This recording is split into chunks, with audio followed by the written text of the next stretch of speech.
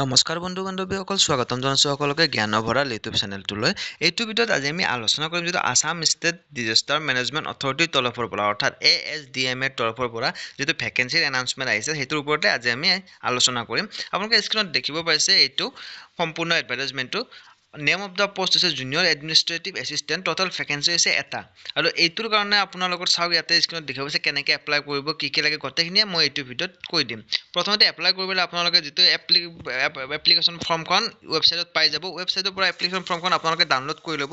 কৰি উঠি তাৰ লগত আপোনালোকৰ যিটো এডুকেশ্যন কোৱালিফিকেশ্যন আছে সেইখিনি ডকুমেণ্টছ, লগতে আপোনালোকৰ কম্পিউটাৰ যদি চাৰ্টিফিকেট আছে সেইখিনি চাৰ্টিফিকেট, ৱৰ্ক এক্সপিৰিয়েঞ্চ যদি আছে এক্সপিৰিয়েঞ্চৰ চাৰ্টিফিকেট, লগতে 3 কপি পাছপৰ্ট চাইজৰ ফটো আপোনালোকে একেলগে এপ্লিকেশ্যন ফৰ্মখনৰ লগত গাঁঠি পিনে আপোনালোকে লাষ্ট ডেট হৈছে 18 মাৰ্চ। 18 মাৰ্চৰ আগতে আপোনালোকে ইয়াৰ স্ক্ৰীনত দিয়া থকা এড্ৰেছটো the state project coordinator Assam state disaster management authority ASDMA block 1 opposite SBI sector branch, secretariat branch, Janata Bhawan, Dispur, Guwahati 781006 Assam. এইটো এড্ৰেছত আপোনালোকে 18 মাৰ্চৰ আগতে আপোনালোকে এপ্লাই কৰিব লাগিব যদি আপোনালোকে এই পোষ্টটোত আপোনালোকে এলিজিবল হয়। ঠিক আছে। লগতে এজ লিমিট দিয়া আছে 21 বছৰৰ 43 বছৰৰ ভিতৰত আপোনালোকৰ হ'ব লাগিব।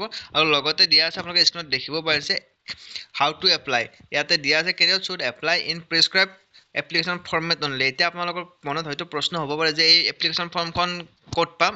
আপোনালোকে স্ক্ৰীনত দেখিব পাইছে যিটো ৱেবছাইট আছে https://asdma.assam.gov.in। এই এড্ৰেছত আপোনালোকে ভিজিট কৰি তাৰ পৰা আপোনালোকে সম্পূৰ্ণ এডভাৰটাইজমেণ্টটো চাব পাৰিব। লগতে আপোনালোকক যদি ফৰ্মখন ডাউনলোড কৰিব বিচাৰে ইয়াৰ পৰা আপোনালোকে এই ফৰ্মখনো পাই যাব, যিটো ফৰ্মৰ জৰিয়তে আপোনালোকে এপ্লাই কৰিব পাৰিব।